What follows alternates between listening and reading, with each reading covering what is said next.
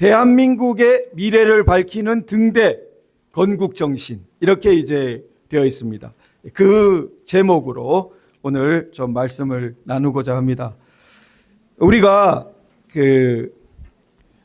최근에 이렇게 들어보면은 참 낙심이다. 우리가 뭔가 길을 잃은 것 같다. 또 지쳤다. 또 어디서부터 망가졌는지 가늠도 잘 안 된다. 이런 말씀들을 우리가 듣게 됩니다. 또 한편으로는 왜 민초인 내가 이렇게 애를 끌어야 하나? 또 도대체 뭘 해야 하는 건가? 그리고 승리에 대한 뚜렷한 상은 또 없으면서 우리가 막연하게 뭐 이길 수 있는 거냐? 이런 생각도 듭니다. 그러면서 나는 어디에 있는 건지, 내가 진정 원하는 게 뭔지, 도대체 정리되어 있는 게 뭔지, 어디서부터 어떻게 다시 출발해야 하는지 밤에 온통 헷갈립니다. 그러면서 우리는 왜 다 뿔뿔이냐? 이렇게 이제 한탄도 나오고, 어떻게 뜻을 모을 수 있느냐? 과연 모을 수 있을까? 이런 회의감도 엄습합니다. 다 빼앗겨 버린 것 같은데, 이러면서 우리가 번민하고 걱정하고, 그렇게 날들이 어제, 그제, 또 오늘도 이렇게 흘러가고 있는 분들이 이렇게 많으실 겁니다. 그런데 저는 이런 우리의 상황이 성경에 돌아온 탕자의 비유에서 작은 아들과 비슷하다, 이렇게 생각이 듭니다. 아버지와 아버지의 집을 떠나서 아버지와 아버지의 집을 잊어버렸던 아들입니다. 찬란한 바깥 세상을 꿈꾸었지만 종국에는 돼지우리에서 돼지 먹이로조차도 배를 채울 수 없는 지경에 떨어지고 말았습니다. 그제야 제정신이 든 탕자가 아버지와 아버지의 집을 떠올렸습니다. 사실 아버지와 아버지의 집은 늘 거기 있었습니다. 그런데 아버지와 아버지의 집을 떠나고 잊어버렸던 것은 탕자였을 뿐입니다. 우리가 대표적으로 오늘 이걸 한번 들어보실까요? 자, 이 안에는 대부분 이 건국기념사가 들어있습니다. 이 건국기념사 어디 간 것이 아닙니다. 건국기념사는 1948년 8월 15일 세상에 공표된 이래 늘 거기 있었습니다. 떠나고 잊어버린 것은 우리입니다. 우리나라가 세워지던 그 순간의 비전, 그리고 회고, 원칙, 그리고 다짐, 이런 것들을 우리가 건국정신이라고 말할 수 있을 텐데 이것을 쓰레기통에 던져버렸던 것입니다. 저 자신 1969년에 태어나서 2018년 무렵까지 아무도 제게 이 건국기념사를 제 기억으로는 말해주지 않았고 가르쳐주지 않았습니다. 태어나서 50이 되어 가도록 온갖 공부를, 이과 공부를 하고 문과 공부를 하고 온갖 공부를 했지만 정작 건국기념사는 읽어본 적도 없고 배우지도 못했던 것입니다. 아무도 기억하고 되돌아보지 않았던 이런 건국기념사에 대한 이런 상황 속에서 건국 후에 78년이 지난 지금 거꾸로 보면 우리나라가 이만큼이라도 살아남아 있는 것이 오히려 어떻게 보면 기적이지 않는가, 이렇게 생각이 됩니다. 그런데 사실 1948년부터 87년까지 40년간 우리나라는 국가 주도, 정부 주도의 발전 체제를 가져왔다고 많은 학자들이 이야기합니다. 그런데 그 체제에서는 핵심부에 이 정신을 아는 사람이 있었을 겁니다. 그리고 이 건국 정신이 그 체계의 수뇌부에는 분명히 배어 있었을 거라고 생각이 됩니다. 그러니까 국가 정부 주도의 발전 체제니까 그 핵심과 수뇌부는 알고 있고 배어 있으니까 크게 나라가 길을 잃지 않을 수 있었던 거겠죠. 그런데 1987년 이후에는 상황이 달라졌습니다. 1987년 이후에는 정부 주도, 국가 주도 발전 체제가 아니고 소위 민주화 시대가 되어서 국가의 커다란 공이 민간 영역, 시민 영역으로 넘어와 버렸습니다. 그런데 우리 시민사회와 민간 영역은 거기에 대해 충분히 대비가 되어 있지 않았다고 생각됩니다. 그러니까 대표적으로 이 건국 정신을 망각해버렸고, 그러고는 위험천만한 질풍노도의 38년을 우리가 지금 보내오고 오늘날 이 현상을 목도하고 있다고 생각됩니다. 마치 자기 몫의 유산을 달라고 해가지고 나름대로 한번 살아볼게요 이러면서 아버지와 아버지의 집을 떠난 탕자와 마찬가지였던 것입니다. 현행 헌법은 1987년에 개정된 헌법입니다. 그래서 1987년까지 약 40년간 9차례나 개정되었다가 1987년부터 지금까지 약 40년간은 한 번도 개정되지 않고 지속되고 있습니다. 개정되지 않고 지속되고 있는 것이 이 헌법의 권위가 높은 것입니다. 성문헌법의 종주국인 미국은 어느 정도로 철저하냐 하면은 고친 조항을 밑에 부과할 뿐이지 전체를 틀잡아서 새로 고치는 적이 없습니다. 그런 정도로 지속되고 안정되는 것이 헌법의 자랑이지, 후진국으로 가면 냅다 고칩니다. 어제 고치고 오늘 고치고 내일 고치고, 헌법이 권위가 있을 리가 없습니다. 힘센 자들이, 권력진 자들이 자기 입맛에 맞게 고치는 것이 헌법이라고 포기하게 됩니다.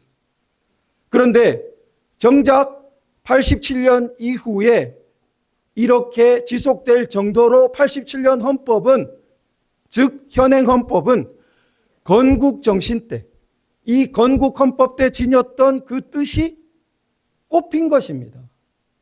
건국 정신이 발현되어서 오늘날 이 87년 헌법이 된 것입니다. 한번 확인해 보겠습니다. 우리 소책자의 6쪽을 가보겠습니다.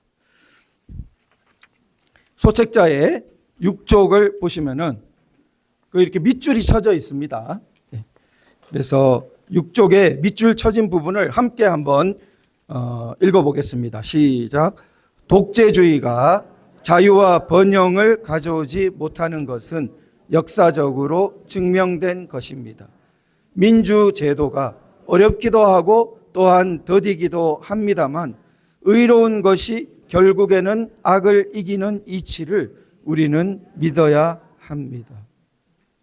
자, 이승만 대통령, 박정희 대통령을 보고 야, 서구 민주주의 국가하고 다르지 않냐? 다르죠?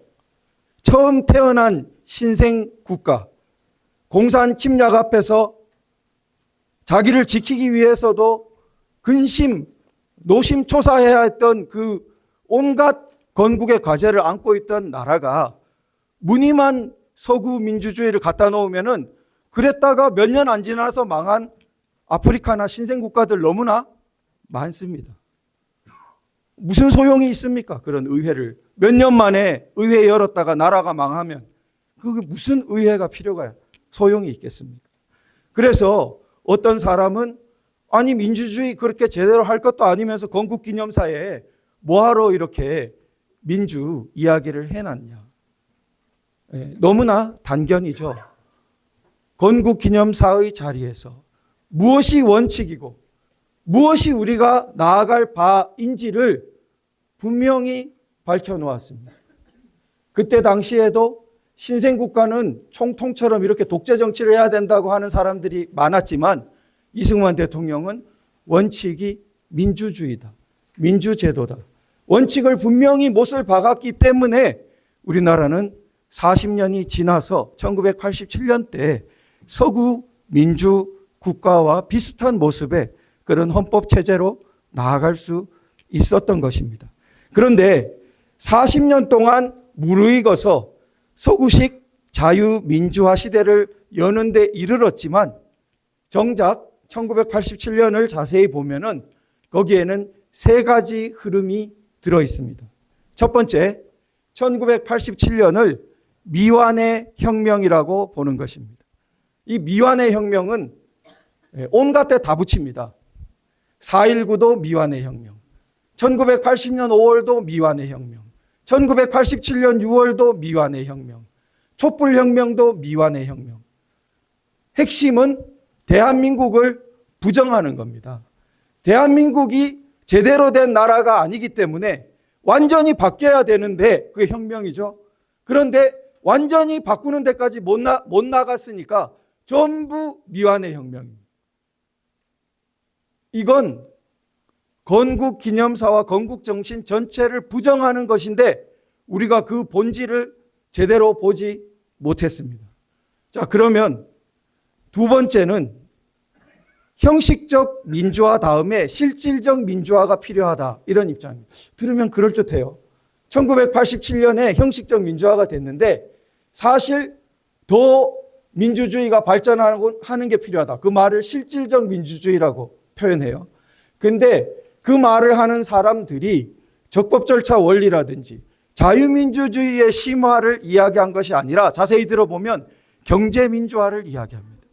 그러니까 노조운동들이라든지 경제적 평등이라든지 이런 것을 강조하는 소위 유럽의 좌파, 유럽의 사회민주주의 계열의 흐름입니다.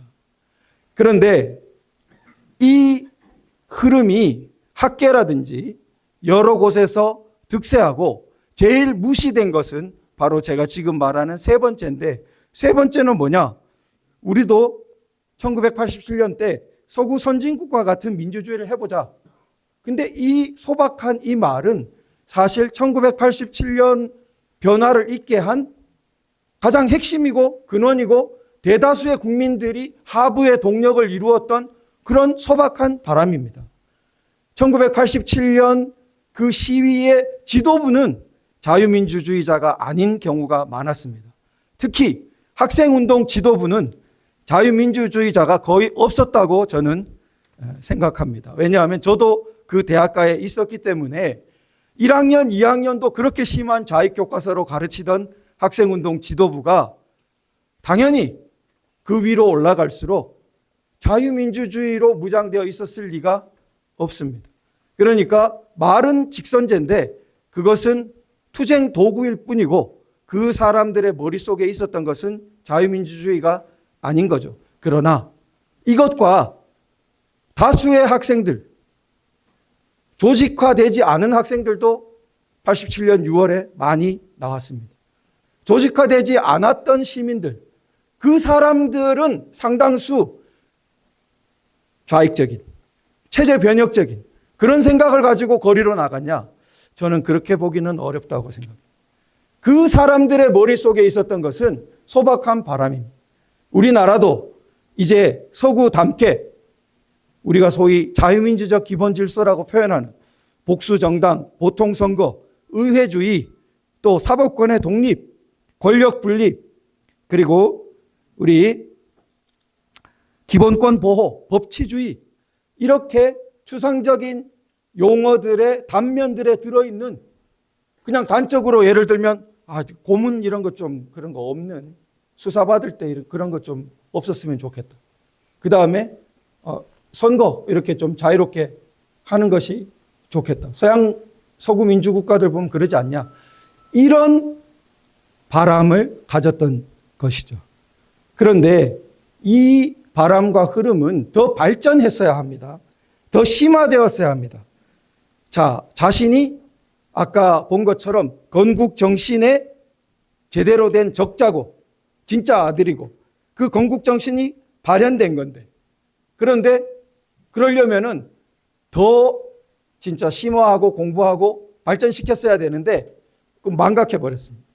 마치 아버지와 아버지의 집을 떠나버리고 팽개쳐버린 거랑 마찬가지입니다. 우리가 익히 알듯이 시민단체라는 말이 이상한 그냥 정파, 파당, 그리고 이권단체처럼 변하고 말아버린 것입니다. 그러면은 결국 87년 이후에 나라의 기준이 다 사라진 것처럼 되어버렸습니다. 대한민국을 사실은 마음속으로 부정하는 미완의 혁명이라고 하는 그러한 태도가 우리 10년 전 탄핵 광풍 때 촛불혁명 그러듯이 알 수 있듯이 최근에도 이름을 이제 빛의 혁명이라고 지어가지고 좀 말하다가 이번에는 촛불혁명처럼 계속 줄기차게 쓰지는 못하더라고요. 너무 낯이 간지러운 것 같아요. 그걸 빛의 혁명이라고 이렇게. 정반대로 하는 것도 유분수지. 그러니까 암흑혁명이라 할 수는 없고 빛의 혁명이라 해놓고 자기들도 좀 너무 캥기는지 자주 쓰는 것은 못 봤습니다. 뭐라고 이름 붙이건 그 사람들은 다 미완의 혁명이라는 구도에 있는데, 이런 흐름이 전성시대가 되니까 소위 두 번째 실질적 민주주의가 필요하다, 이런 분들 중에 좀 진정성 있는 분들은 뭐냐 하면 형식적 민주주의라고 부르는 이런 자유민주주의 제도 자체는 존중하는 사람입니다. 그런 사람들조차 겁을 먹어버리게 됐습니다. 왜냐하면 대한민국을 부정하는 이런 흐름은 자유민주 체제 자체를 완전히 위태롭게 하니까 이건 자기들이 생각하는 사회민주주의를 실현할 수 있는 바탕이 되는 게 아니라 다 쓸려가게 생겼다, 이렇게 걱정하게 된 것입니다. 그래서 이 사람들이 이렇게 위축될 정도니까 진짜 시민들이 서구 민주국가 같은 데로 우리도 나가야지 하고 바랐던 사람들을 계승한 자유민주주의를 바라는 사람들은 오늘날 뭐라고 불리고 있습니까? 그 사람들은 극우라고 불리고 있습니다. 그러니까 이게 우리나라가 세워지기 직전에 45년 해방 때부터의 그 혼란기와 마찬가지입니다. 자기들 스탈린 이런 사람들을 따르는 박헌영 같은 사람들이 스스로를 진보적 민주주의라고 부릅니다.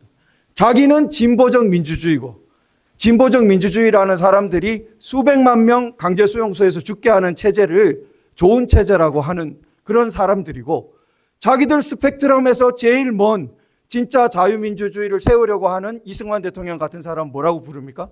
극우 반동이라고 부르는 것입니다.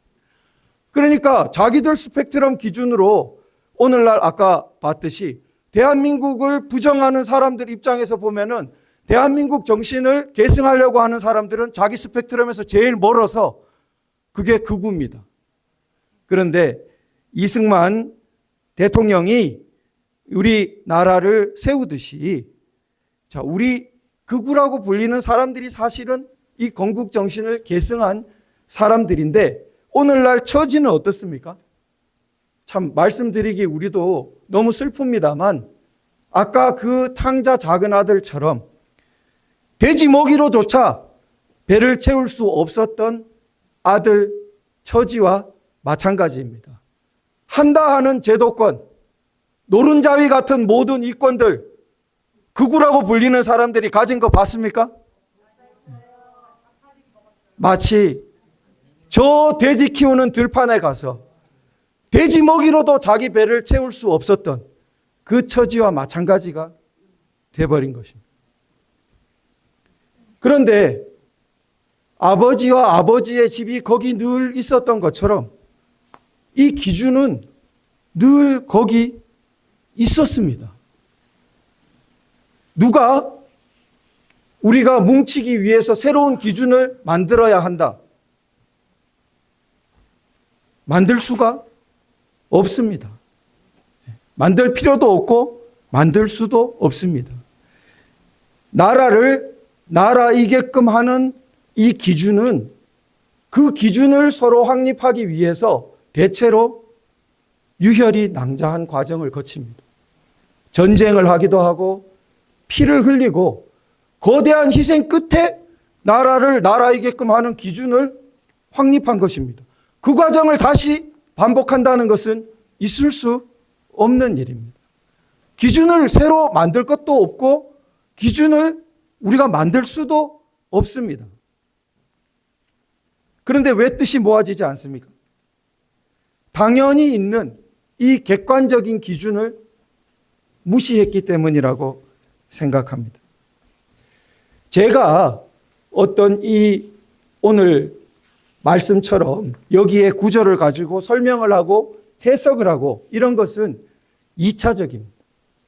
제가 오늘 이 책자를 나눠드리지 않고 제가 나름으로 나와가지고 PPT를 하면서 건국정신이 이렇고 저렇고 말을 하는 것은 2차적입니다. 그건 1차가 아닙니다. 1차적인 건 어디 있습니까? 여기 있습니다. 이거는 바꿀 수도 없이 그 안에 글자로 딱 성경처럼 바꿀 수도 없이 그 안에 딱 들어 있습니다. 저의 말은 그것을 설명하고 해석하는 2차적인 것일 뿐입니다. 그러니까 이 지위에 해당하는 것이 우리가 없느냐? 있다는 것이죠. 미국이 독립선언서를 자기들 나라의 바탕이 되는 정신처럼 하듯이 우리도 건국기념사가 있고 건국헌법 전문이 있고 속기록 1호, 공식적인 국가기록 1호로 국회, 재헌국회 개원 기도가 있습니다. 이은영 의원의 기도문이. 이런 훌륭한 객관적인 건국정신의 자료와 그 기준이 존재하는데 우리는 다 그냥 팽개쳐 버렸던 거죠. 그리고 다시 뜻을 모으려고 무슨 뜻을 모으겠습니까? 누구 중심으로 모여요? 그것은 힘이 없고 가능하지도 않습니다. 우리가 다시 1위로 돌아가면 되는 것입니다. 그래서 그 기준의 예를 한번 보겠습니다. 우리 박수 한번 칠까요? 네. 우리 7쪽을 한번 보죠. 7쪽을 보면은 그 기준들이 어떤 것들이 있나 한번 보겠습니다. 자, 보시면은 7쪽에 민주 정치 체제의 핵심 요소는 개인의 근본적 자유를 보호하는 것입니다. 이렇게 똑같이 적혀 있어요. 자, 이게 약간 현대어로 바꾼 것입니다. 원래 원문은 민주 정체의 요소는 개인의 근본적 자유를 보호하는 것입니다. 이렇게 되어 있습니다.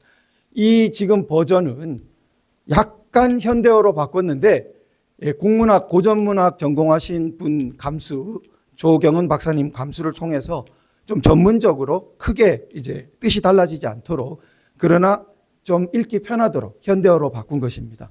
왜 읽기 편하게 뭐 한다면서 현대어로 바꾸냐? 옛날 말 그대로 남겨두고 한문도 그대로 남겨두고 하지 이런 생각을 가지신 분도 있을 것입니다.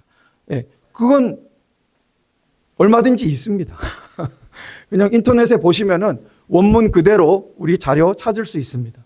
그런데 마치 제 은사님 강조하신 것처럼 라틴어 성경이 있는데 너 라틴어 배워가지고 그거 읽으면 되지 왜 성경을 모국어로 바꾸려고 해? 그러다가 뜻이 변화되거나 하면은 어떡하려고 그래? 바꾸지 마. 라는 것과 통할 수 있습니다. 읽기 쉽고 이해하기 쉽고 보다 많은 사람이 친숙하게 건국기념사를 읽도록 만들어야지. 한문 잔뜩 써놓은 거로 해가지고 못 읽는 건 너 탓이다 하면 되겠습니까? 안 되겠죠. 그래서 아마 건국기념사 나와 있는 버전 중에 오늘 들고 계신 이 소책자가 제일 제가 생각하기에는 제가 알기에는 제일 편안하게 읽을 수 있는 버전입니다. 네, 감사합니다. 자, 그런데 이게 이제 어떤 기준이냐? 그런데 민주 정치 체제 요소가 개인의 근본적 자유를 보호하는 것이라 했어요. 대조를 해봐야 이 뜻이 선명합니다. 문재인 전 대통령 명언을 남겼는데 뭐라 했느냐? 내 삶을 책임지는 국가라. 국가가 내 삶을 책임진다. 내 삶을 책임지는 국가. 이게 우리 국민의 상식이라면은 야, 민주 정치 체제의 핵심 요소는 개인의 근본적 자유가 먼저 있고 그거를 보호하려고 국가나 정부가 있는 거라던데.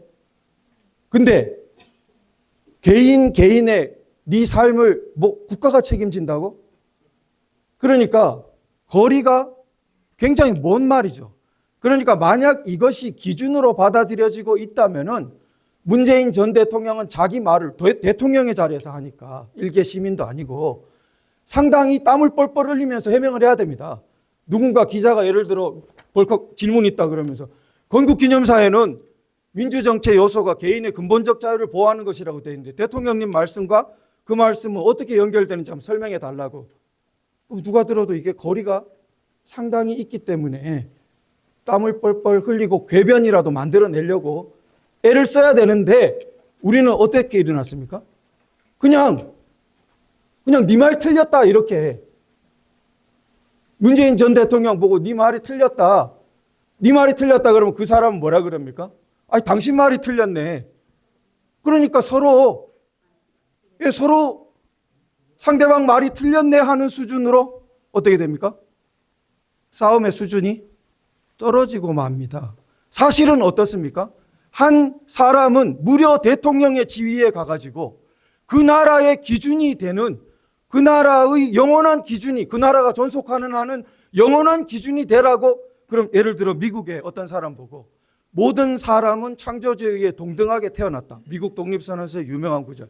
모든 사람은 양도할 수 없는 권리를 가진다. 이렇게 돼 있는데 정면으로 그 반대되는 모든 사람 뭐 평등하게 태어나게 뭘 평등하게 태어나.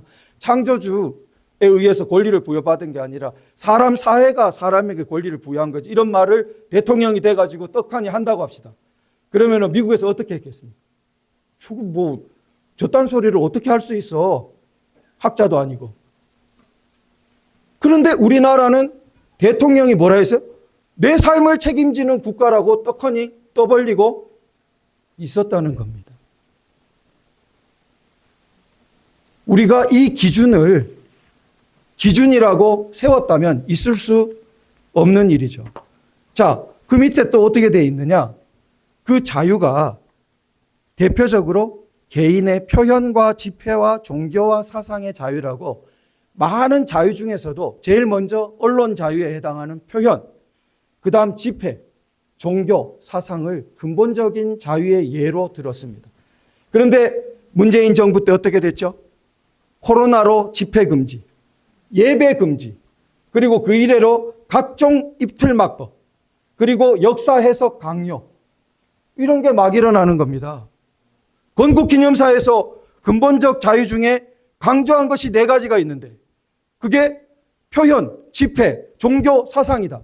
이걸 우리가 국민 상식으로 가지고 있었다면 도대체 너는 하는 일마다 어떻게 그렇게 건국기념사 기준하고는 정반대로 나가고 있느냐. 대통령이 되어가지고 어떻게 그렇게 정반대로 하느냐라고 국민적인 대소동과 항의가 일어났어야 하죠. 자, 그래서 오늘날 아까 전과 같은 그런 반대 행위를 하면서 한편으로는 국가기관에 뭘 비치했습니까? 노동신문을 비치했습니다. 국가기관에 노동신문 비치할 때는 또 뭐라 그럽니까? 사상의 자유시장 어쩌고 저쩌고. 자, 이런 우리가 우롱을 당하고 있는데 또 예를 보겠습니다. 그 같은 페이지에 그 밑에 문단 둘째 줄 보시면은 우리는 개인의 자유로운 활동과 판단권을 위해서 쉬지 않고 싸워왔습니다. 우리를 압박하는 사람들은 오래전부터 자신들 나라의 전제 정치를 고집했지만, 자, 이 구절이 우리가 일본하고 싸웠지만 종족적으로 싸운 게 아니라는 거예요. 이게 이승만 대통령의 아주 깊은 지점입니다. 이승만 대통령이 뭐 일본 미워하고 일본과 싸운 거 유명합니다. 그런데 일본을 너네는 다른 종족이니까 싸운다 이렇게 한 게 아니라 우리를 뭐 하기 때문에 싸운다고 했습니까? 개인 자유 활동, 개인 자유 판단을 억누르는 그 당시 천황제 전체주의, 군국주의, 일본 체제니까 싸웠다 이렇게 하는 것입니다.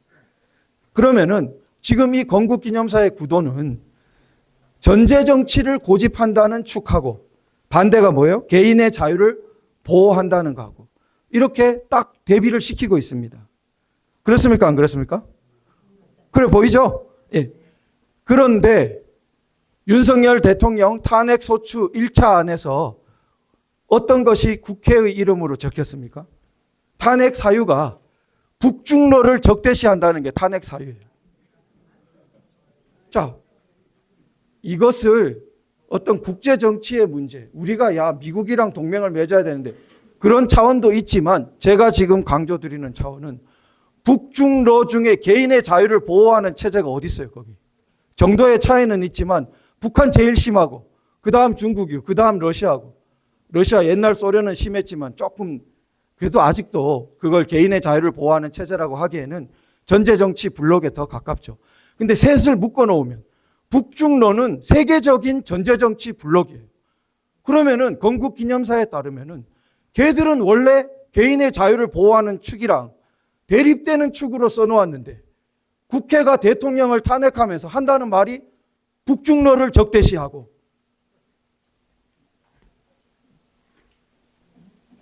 그러니까 우리가 국민의 상식이 되어야 할 이 건국 정신이 잊혀지고 망각되니까 우리나라가 이렇게 이제 혼돈에 빠진 거죠.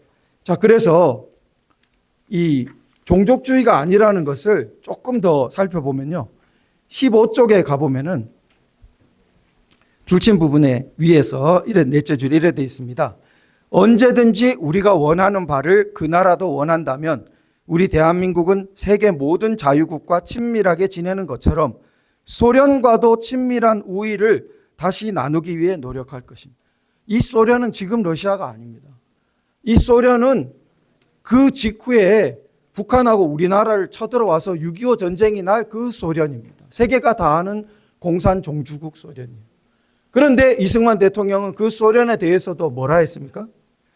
우리가 원하는 바를 그 나라도 원한다면 우위를 다시 나눌 수 있다. 그러니까 종족주의의 그런 흔적이 냄새가 없습니다. 자, 그런데 여기서 중요한 게 우리가 원하는 바예요. 내가 원하는 바가 아니에요. 각자 원하는 바, 내가 원하는 바 내가 알 수 있어요. 그것도 헷갈릴 수도 있겠지만 그런데 그것 말고 우리가 원하는 바를 우리가 어떻게 알 수 있죠? 그 어려워요. 우리가 원하는 바. 내가 원하는 거, 옆에 사람 원하는 거 일치가 되냐? 생각이 다른 것 같은데. 그럼 우리가 원하는 바를 찾기 위해서 예를 들어 야, 우리가 진짜 원하는 게 뭔지 우리가 서로 대화로 한번 알아보자. 알아보다가 밤새고 죽겠죠? 그래서 우리가 원하는 바 어떻게 알아요? 여기서 알아요, 여기서. 건국기념. 만약에 우리가 이것을 아무것도 아닌 것처럼 이렇게 던져버리고 야, 우리가 원하는 바를 서로 한번 알아보자. 되냐는 겁니다, 그게. 안 된다는 거예요. 이 기준을 가지고 여기 어떤 구절이 있는데 내 생각은 이렇다. 당신 생각은 어떠냐? 하면은 거기서부터는 좀 이렇게 뭔가 결론이 도출될 수 있고 생산적으로 나갈 수 있지만 아무런 기준도 없는 허공에 앉아가지고 그게 마치 지금 우리의 민주정치라는 것과 마찬가지입니다.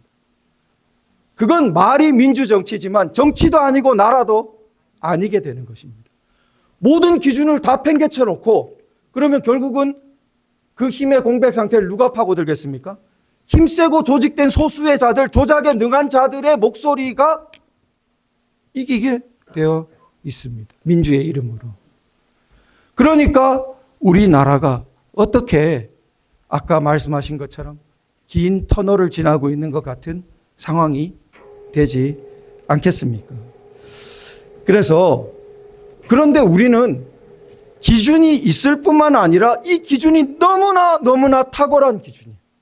이 기준이 정말 세계에 우리 한글 자랑하듯이 야, 우리나라의 기준은 정말 세계에 자랑할 기준입니다. 할 기준인데 그거 팽개쳐버린 거예요. 자, 그걸 한번 보겠습니다. 얼마나 넓고 깊은지를 우리가 10쪽을 보면요. 건국기념사 10쪽에 제일 아래 문단입니다. 공산주의는 하는. 자, 공산주의는 거기 한번 같이 읽어보겠습니다. 시작. 공산주의는 계급과 계급 사이에 충돌을 부추기고 단체와 단체 간의 분쟁을 부추겨서 서로 미워하며 모략과 해악을 일삼게 합니다. 하지만 우리가 가장 주장하는 바는 계급 전쟁을 피해 전 민족의 화합을 도모하는 것으로서 우리의 화합과 단결은 우리 앞에 달린 태극기가 증명하고 있습니다. 우리 국기의 태극 문양은 상고로부터 음과 양으로 구성된 태극이 천지 만물에 융합되는 이치를 표명한 것입니다. 자, 우선 공산주의에 대한 이해. 공산주의가 결국은 다들 가난하게 만든다. 뭐 그런 수준 있죠. 그런데 공산주의에 대해서 지금 이승만 대통령 건국기념사에서 주로 뭘 말했습니까? 공산주의가 뭐 하게 한다 했습니까? 서로 미워하게 한다. 서로. 네. 서로 미워하게 한다 했어요. 이게 굉장히 깊은 말입니다. 우리 인간 사회는 간단히 요약하자면 둘밖에 없어요. 뭐밖에 없어요? 부부간은 마찬가지예요. 미워하거나 사랑하거나. 간단히 말하면 둘밖에 없습니다. 인간관계가. 미워하거나 사랑하거나. 그런데 인간은 천사가 아니니까 미워하기도 하고 사랑하기도 하죠. 그러나 미움을 조장하면 어떻게 되겠어요? 미움을 조장하면은 인간은 천사도 아닌데 가뜩이나 미워하는 걸 타고나 있는데 거기다 불을 질러가 미워하면 어떻게 되겠어요? 그래서 20세기에 그 난리가 난 것입니다. 지난 100년간, 이 100년도 안 지났어요. 스탈린 난리, 히틀러 난리 이런 게 100년도 안 지났습니다. 1930년대에 인간 사회는 그 이전에는 그렇게 죽이고 싶어도 못 죽였어요. 왜냐하면 기술이 그만큼 발달을 안 해가지고. 그만큼 사람을 감시하고 그만큼 사람을 죽이고 할 수 있는 기술이 안 돼가지고 옛날 사람이 더 착해서인지는 모르겠지만 능력이 그래 안 돼요. 그런데 20세기에는 전기만 해도 어떻습니까? 이동수단이 어떻습니까? 미운 사람들 다 캠프에다 끌어모아 놓고 죽도록 고생시켜가지고 거기서 죽도록 할 수 있는 기술이, 능력이 된 것입니다. 그런데 그런 기술이, 능력이 되면 뭐가 커져야 되는데? 사랑이 커져야 되는데 뭐가 커졌어요? 미움이 커져. 그 미움을 조장한 것이 뭐예요? 공산주의라는 겁니다. 그러니까 이승만 대통령이 말한 이 공산주의의 수준은 제가 볼 때는 위대한 수준이에요. 정치가가 이런 정도의 수준을 말하는 정치가는 역사상에 제가 알기로는 드뭅니다. 왜냐하면은 거의 이렇게 영적인 수준의 인류사적인 문명적인 수준의 말을 한 것입니다. 공산주의의 본질을 한마디로 너무 미워하게 하는 것. 자, 그러면은 그래서 그 미워하게 하는 것에 반대로 이승만 대통령 우리가 잘 알듯이 독실한 크리스천이고 기독교 문명을 너무 잘 알고 그러면은 예수님의 사랑으로 이렇게 쓸 수 있을 텐데 그때 반대에다 뭐를 써놨죠? 보시고 계시죠? 뭐를 써놨죠? 태극기를 써놨단 말이에요. 네. 태극으로 그 미움 말고 다른 게 있다 이렇게 해놨단 말이에요. 태극은 우리 동양 철학이나 그 사상을 접하신 분은 다 아시겠지만 음양, 주역에 나오는 음과 양, 동양 사상에 뭐 한마디로 서양의 자유가 있다면은 동양에는 음양이 있다고 할 정도의 요약입니다. 요약. 요체라고 할 수 있는. 그런데 이승만 대통령은 사실은 1875년에 태어나서 10대 후반까지 과거 공부하고 당시 수준으로는 과거 공부를 10대 후반까지 하면은 사서삼경을 비롯해서 주요한 동양 경전을 다 뗍니다. 이승만 대통령의 스승, 친척 스승은 대사헌인가 지낸 분이에요. 그러니까 대사헌 뭐 아주 그냥 그 위에 오늘날 뭐 감사원장 비슷한 높은 관직이고 그러니까 동양 전통의 그 한학 전통의 핵심을 다 흡수하고 그 다음에 배제학당 가고 기독교인이 되고 이렇게 됐던 거예요. 그러니까 평생 이승만 대통령은 자신이 받았던 우리나라의 전통적인 그 동양 전통을 잊지 않았습니다. 잊지 않았다고 제 말이 아니라 여기다가 써놨지 않습니까? 건국기념사에. 기독교로 반공산주의를 이야기할 수도 있었을 텐데 그건 다른 데 말하니까 여기서 우리 가장 오랜 전통으로 보더라도 그 공산주의와 반대야. 이렇게 말했다는 것이에요. 자, 그 다음에 12쪽을 한번 보면요. 12쪽에 세 번째 줄 보면은 우리가 자유를 회복한 것은 무엇보다도 미국이 일본의 강권을 타도하기 위하여 우리나라에 있던 적군을 밀어내었던 덕분이며 지금 미국은 자발적으로 우리의 독립을 회복하기 위해 돕고 있으니 우리의 영토의 한 뼘이나 우리 재정의 한 푼도 원하는 것이 없습니다. 그 다음 같이 읽어볼까요? 시작. 미국이 과연 그 나라의 토대를 정의와 인도주의를 그 토대로 삼고 이를 실천하고 있다는 증거가 지금 또 다시 드러난 것입니다. 혹자는 미국을 국제 정치의 힘의 논리에서 멀리 있는 나라하고 친하고 가까이 있는 나라하고는 이게 앙숙이 될 수밖에 없다. 그런 수준이 아닌 거죠. 이승만 대통령이 이해한 미국은 예외적인 나라입니다. 소위 미국 핵심부가 늘 말하는 미국 예외주의. 미국은 인류 역사에서 아주 독보적인 성격이 있는 나라다라는 것을 이미 이승만 대통령은 여기에 갖다 넣은 것입니다. 보십시오. 보통 도와주면 뭘 바라는데 미국은 도와주고 하나도 바라는 게 없는 나라다. 멀리 있어서가 아니라고 보고 있어요. 정의와 인도주의로 세워진 나라기 때문이다. 이때 이 원문은 인도입니다. 주의가 없어요. 근데 뜻을 생각해 보면 정의, 인도 그럴 때 그 인도는 휴머니즘, 인도주의, 박애주의 이런 거. 뭐 사람이 근본이다. 인본하고는 달라요. 박애주의에 가까운 거예요. 왜 우리 나이팅게일 그러고 적십자 그러고 가가지고 전쟁 포로한테 가혹행위 하지 말고 뭐 이런 거 인도주의라 그러죠. 인도주의 실천 의사 그러고 그런 인도. 미국이 그런 나라다. 정의와 인도의 나라다. 근데 이 정의 인도가 건국 헌법 전문에 또 나옵니다. 그러니까 우연히 들어간 게 아니에요. 정의 인도라는 말이 아주 꽉 박혀 있어가지고 건국 기념사에도 쓰고 건국 헌법 전문에도 쓰는데 그게 미국을 핵심적으로 정의 인도라고 보는 겁니다.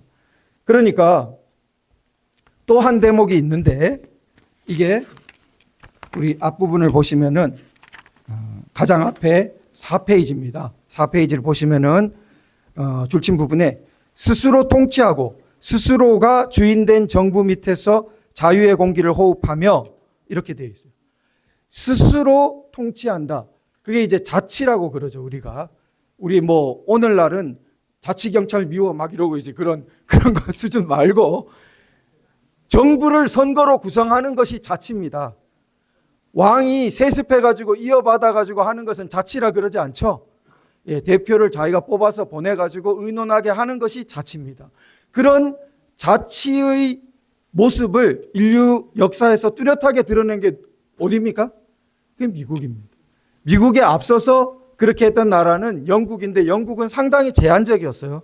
그런데 미국에 이르러서 전면적으로 미국 국부들이 건국자들이 막 써놓았어요. 우리가 실패하면은 인간이 스스로를 통치할 수 있느냐? 우연이나 강제에 의한 것 말고 그게 이제 주로 왕정 같은 거죠. 그런 거 말고 인간이 스스로를 이렇게 자기 규칙을 삼고 이러면서 통치할 수 있느냐가 희망이 없어진다. 우리가 실패하면. 그러니까 자기들이 뭘 하고 있는지를 미국 국부들이 봤단 말이죠. 그 자치의 이상입니다. 그런데 결국 제가 강조하는 것은 미국 국부가 세계에서 평가하기를 76년, 80년 이런 무렵이니까 그때까지 약 200 몇십 년 전까지 인류 문명에서 좋다고 하는 것들은 다 고찰하고 다 흡수하고 그것을 체계화해가지고 미국을 세우려고 했습니다.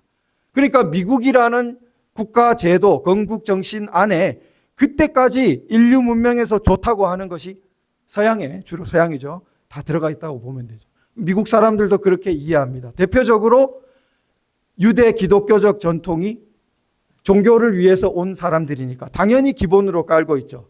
그런데 그 사람들의 기독교는 국교처럼 강요하는 게 아니니까 그리스 아테네처럼 자유를 바랍니다. 개인의 자유를. 그래서 그리스 로마 전통이 또 결합되는데, 한편 아테네는 자유가 너무 많아가 소크라테스 같은 사람 선동해가 죽여버린단 말이에요, 재판이. 그런 민주정치의 혼란을 겪으면 안 되겠다.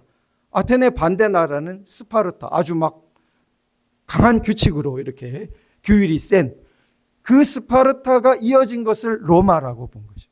그러니까 결국 미국은 유대 기독교적 전통, 구약 신약에다가 그리스 로마 전통, 유럽 사람들이 좋다고 생각하는 그 전통을 모두 모아가지고 이걸 제도화하려고 한 것입니다. 그래서 영국, 미국의 자치의 법 전통까지, 보통법 전통까지 넣었어요.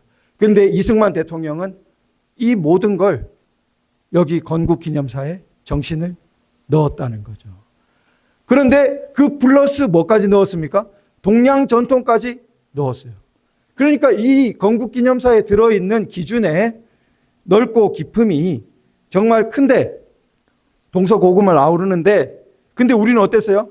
이 보물을, 이게 비록 소책자지만 이 안에 글 자체는 마치 우리가 공사 계약서가 있으면은 공사하느라 수만 페이지를 다시 서류를 만들어도 제일 중요한 건 뭡니까? 공사 계약서가 중요하죠. 마치 우리나라에 도서관에 가거나 서점에 가면 수백만, 수천만 페이지가 있겠지만 여기 지금 이 소책자 안에 들어있는 이 지위에 가늠할 수 있는 것은 없습니다. 비교도 안 돼요. 마치 공사도급 계약서가 공사 전체에서 중요하다면 그것과 비기겠습니까? 이건 나라를 세운 겁니다. 나라의 기준을 세운 것이죠. 그래서 그런데 여기 이 기준을 이렇게 잘 만들어 놨는데, 이렇게 훌륭하게 해놨는데 이 보물은 갖다 내버리고, 보물은 갖다 내버리고 마치 우리가 어떻게 살고 있느냐, 제가 보기에는 훌륭하고 높고 귀한 것은 본 적도 들은 적도 없는 사람들처럼 살고 있는 거예요. 이 인류의 가장 위대한 전통들을 이렇게 압축해 놓은 이런 보물이 떡하니 우리에게 아버지의 집처럼 있었는데, 이건 어디다가 다 팽개치고 진짜 살고 있는 것을 보면 이건 도대체 훌륭하게 사는 거, 귀하게 사는 거를 도대체 본 적이 있는 사람들인가? 쉽게 벅하면은 말 앞에다 뭐를 붙여요? 개자를 붙여. 퍽하면은 일부러 붙이는 것 같아. 개싸움 그러고 개딸 그러고. 무슨 수준으로 자꾸 낮추는 거예요? 인간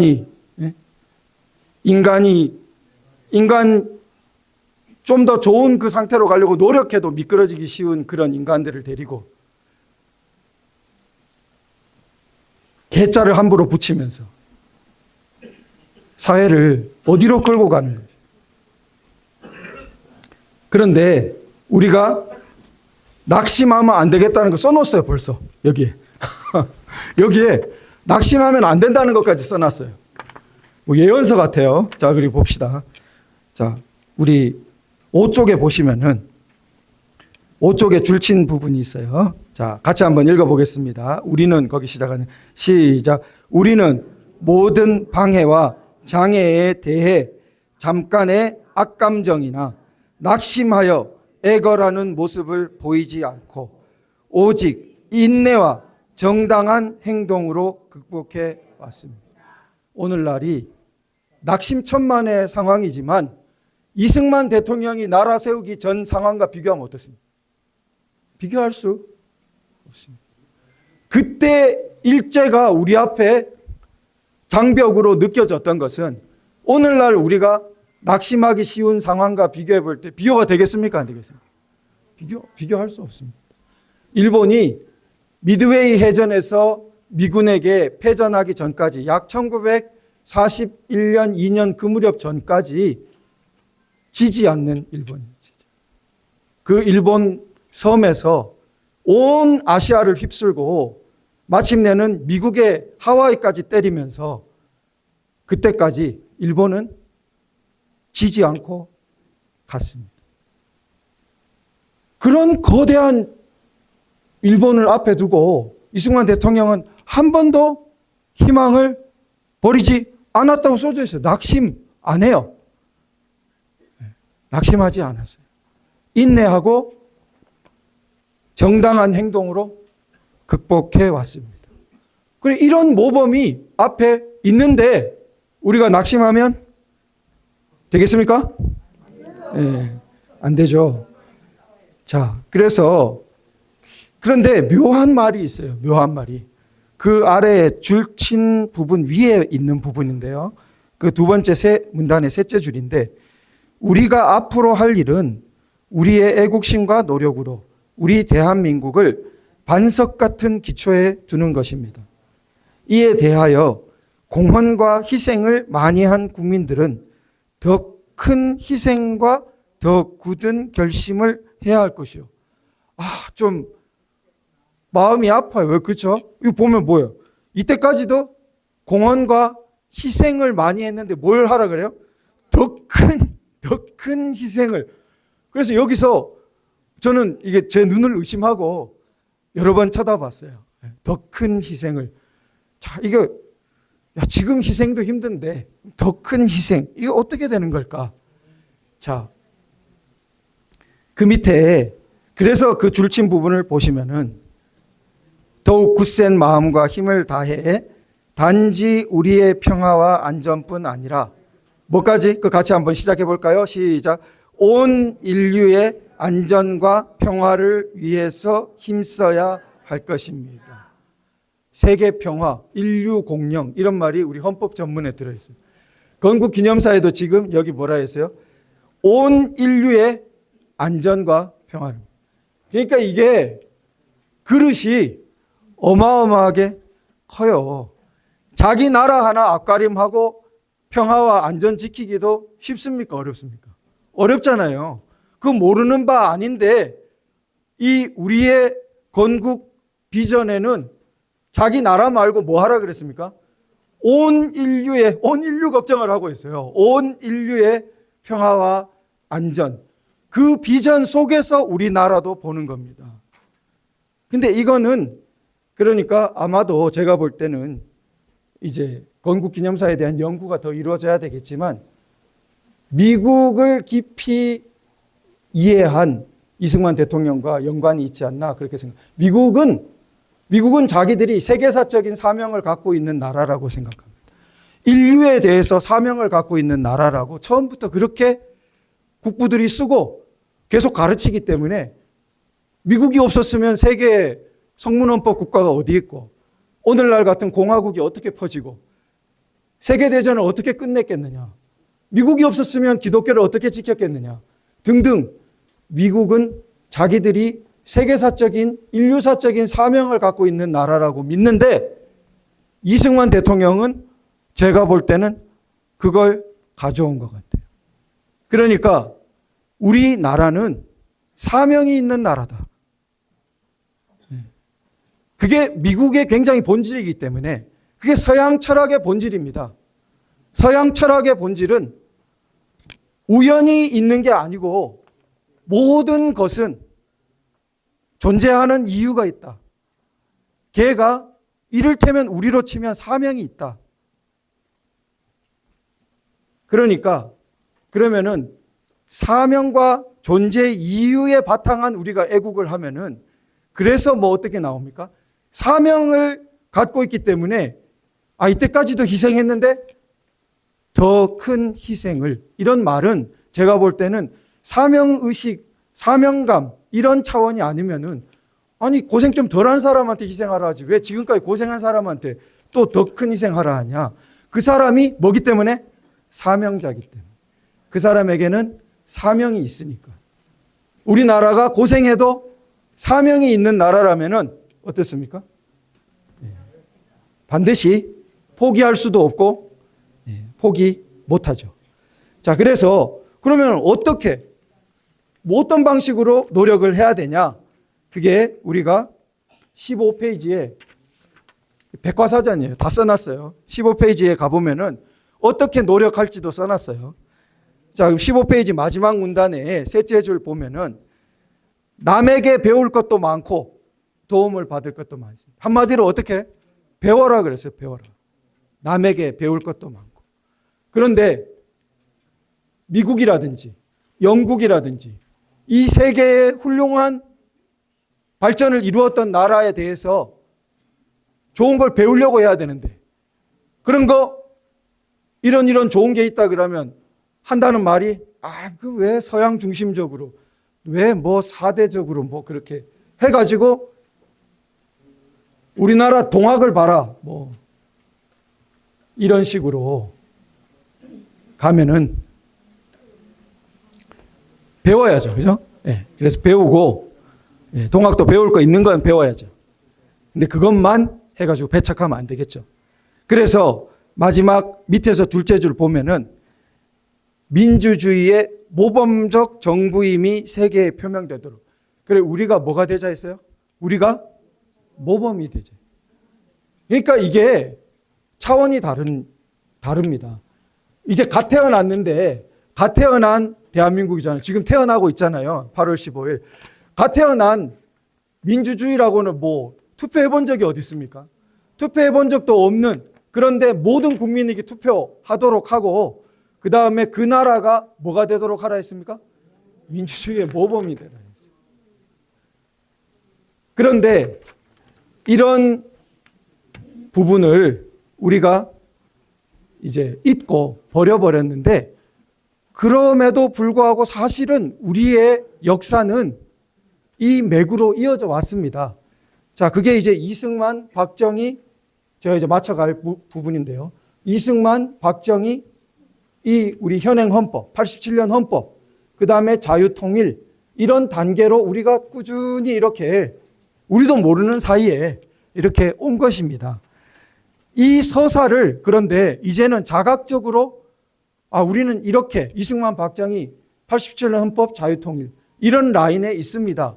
좀 해줘야 되는데 당신의 스토리가 어떻게 됩니까? 이렇게 물어보면은 자 우리가 자기소개를 해보라고 스토리가 어떻게 됩니까? 하면은 좀 정리가 돼 있어야 되잖아요. 우리 개인이 나는 뭐 어디서 태어나서 어떠고 뭐 이렇게 돼야 되는데 말을 시켜보면 횡설수설하면 어떻겠습니까? 그 사람을 이해하기도 어렵고 그 사람의 생각이 확산되기도 어렵죠.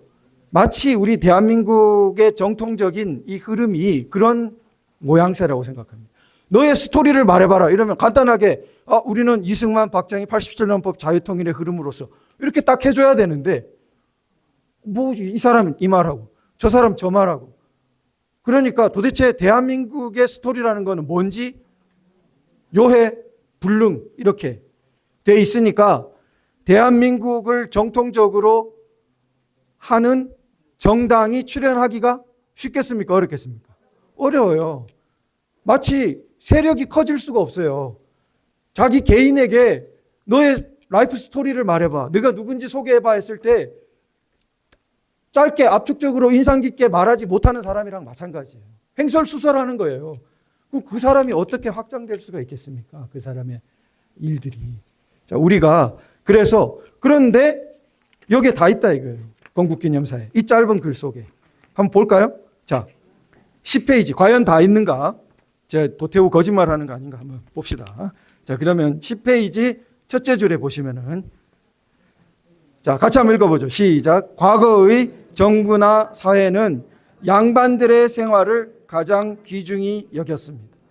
지금부터는 이 사상을 다 버리고 새로운 사상으로서 모든 사람이 균일한 기회와 권리를 갖고 개인의 신분을 존중하며 노동을 우대하여 법률 앞에서 동등하게 보호할 것입니다.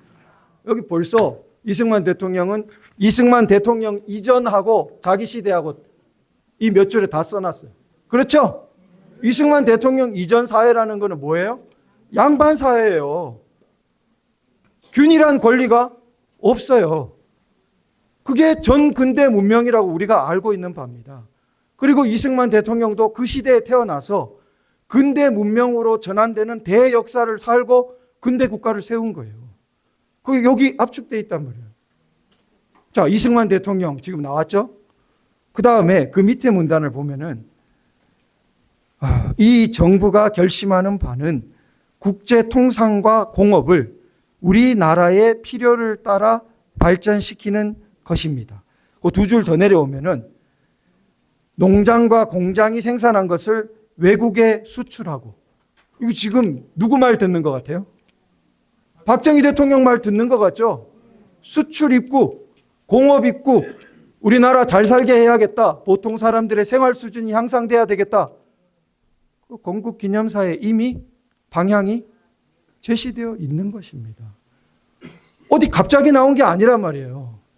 이승만 대통령 필연적으로 그 다음엔 박정희 대통령으로 가도록 건국기념사가 제시하고 있단 말이죠. 그런데 박정희 대통령은 소위 투표하고 뭐 이런 부분이 유신체제 이런 거에서 좀 제한돼요. 왜? 그게 꼭 필려면은 그 중간 단계 중산층 시민들이 형성돼야 되니까. 그건 서양 학자들도 많이 말합니다. 나라가 있어야 되니까. 그런 것들을 하고 마침내 때가 되니까 뭐로 이동했습니까? 87년 헌법으로 사실은 직선제를 처음 한 건 이승만 대통령 51년 때입니다. 이미 대통령 직선제를 1차 개헌 때 했습니다. 그러다 중간에 유신 때 간선제를 하다가 87년 때 다시 이제 대표적으로 직선제가 되는 것입니다. 자, 그러니까 이렇게 건국, 이승만, 그 다음에 소위 부국이라고 하는 그 말로 우리 좀 좁지만 나라 전체의 근대화에 혁혁한 이 혁명적인 발전이 있는 박정희 대통령, 그 다음에 그걸 바탕으로 현행헌법, 87년 헌법. 자, 87년 헌법에 대해서는 그 앞 페이지에 그 9페이지에 두 번째 문단에 딱 써놨습니다. 지금부터는 우리 일반 시민은 누구나 다 똑같이 투표할 권리와 정치에 참여할 권리를 가지고 있습니다. 이게 87년 이전에는 상당히 제약이 있었지만 87년 이후로는 이게 전면적으로 꼽힌 거죠. 그러니까 건국기념사는 이미 이승만 대통령 이전의 양반사회, 이승만 대통령의 근대사회, 그 다음에 박정희 대통령에 의한 공업, 수출, 나라의 발전, 그 다음에 87년 헌법과 같은 전면적인 민주주의, 보통선거 다 예정하고 있는 것입니다. 그리고 마지막으로 우리 자유통일까지 빠뜨릴 수가 없죠. 14페이지 보면은 우리 줄친 부분인데요. 우리 전 국민이 기뻐하는 이날, 우리는 북쪽을 돌아보고 비통한 생각을 금하기 어렵습니다. 그래서 총선거를 다 했어야 되는데 유엔 대표단을 소련군이 막아 못하게 되었다는 이야기를 쓰고 있습니다.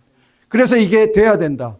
이렇게 총선거를 통한 통일, 즉 자유통일적인 미래를 이미 쓰고 있는 것입니다.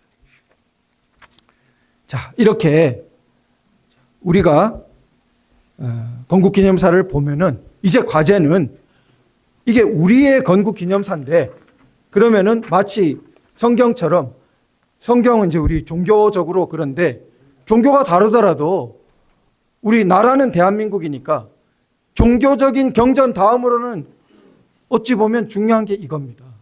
그래서 우리가 이걸 곁에 두고, 자, 우리의 건국기념사가 마치 성경이 그냥 객관적인 말씀이 아니고 내 삶에 이렇게 말씀이 돼야 되는 것처럼 이제 제가 읽은 이런 건국기념사가 아니라 이영풍 대표님의 이 건국기념사가, 오상종 단장님의 건국기념사, 누구나 나의 건국기념사가 돼야 되는 거죠. 우리의 건국기념사가 나의 건국기념사가 되고, 그러면은 대한민국의 건국 정신이 어떻게 됩니까? 내 안의 건국 정신, 내 삶 속의 건국 정신. 이건 사람마다 다 간증이 나오듯이 내 안의 건국 정신은 이거다. 내 삶 속에서 건국 정신은 이거다. 내가 읽은 건국기념사는 이렇다라고 우리가 방방곡곡에 메아리가 쳐져야겠다, 이렇게 생각합니다. 자, 이런 것이 박수 한번 치고 우리 마무리로 가겠습니다. 자, 우리가 가장 처음에 읽었던 6쪽입니다. 가장 처음에 읽었는데 지금 울림이 어떤지 다시 한번 읽어보겠습니다. 6쪽의 줄친 부분 함께 읽어보죠. 시작. 독재주의가 자유와 번영을 가져오지 못하는 것은 역사적으로 증명된 것입니다. 민주제도가 어렵기도 하고 또한 더디기도 합니다만 의로운 것이 결국에는 악을 이기는 이치를 우리는 믿어야 합니다. 어렵기도 하고 더디기도 하고 징글징글하다, 그럴 수 있는데 결국에는 어떻다고요? 이긴다. 우리가 이긴다, 이거를 강조해 놨어요. 8쪽에 가보시면은 4 번호 표시된 위에 셋째 줄 올라가시면 시비와 선악이 항상 싸우는 이 세상에서 우리는 의로운 자가 항상 불의를 이긴다는 법칙을 확실히 믿고 흔들리지 말아야 될 것입니다. 우리한테 말하려고 다 써놨어요, 벌써. 흔들리지 마라. 우리 흔들리잖아요.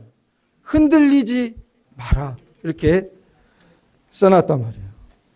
그래서 이승만 대통령의 유언처럼 갈라디아서 5장 1절에 그리스도께서 우리를 자유케 하시려고 자유를 주셨으니 그 다음 뭐예요? 그러므로 굳게 서서, 다시는 종의 멍에를 매지 말라. 굳게 서서. 자, 이게 흔들리지 마라. 확실히 믿고 흔들리지 말고 굳게 서서. 자, 굳게 서 있는 사람들이 오늘 여기 오신 우리 애국자 분들이죠? 우리가 함께 나라를 살릴 것입니다. 우리에게는 뭐가 있어요? 우리 제목처럼 미래를 밝히는, 미래의 길을 밝혀주는 등대가 있어요. 우리는 어두운 밤바다를 이게 표류하고 헤매고 있는 게 아니라는 겁니다. 우리는 기적의 재료가 여기 있어요. 이 기적의 재료가 우리가 모르고 잊고 처박아 버렸을 때도 작동해서 아까 전에 보셨듯이 양반 사회에서 근대 사회로, 그리고 수출공업 입국으로, 마침내 민주화의 시대로 다 이끌어 왔단 말이에요. 기적의 재료가 있고 이 기적의 재료는 검증된 재료예요. 그러니까 이 검증된 재료를 가지고 우리가 다시 한번 이 무기를 들고 나아가면은 우리는 반드시 어떠한데요? 승리하게 되어 있다는 거죠. 그래서 우리가 일어서서 구호를 한번 외치고 마치겠습니다. 한번 불편하지만 일어서셔서 제가 선창으로 대한민국을 하면은 살리자, 이렇게 한번 화답을 해주시면 좋겠습니다. 3번 하겠습니다. 마지막에는 이어서 하고요. 대한민국을 살리자! 대한민국을 다 같이 붙여서 한번 해보겠습니다. 시작! 대한민국을 살리자! 감사합니다.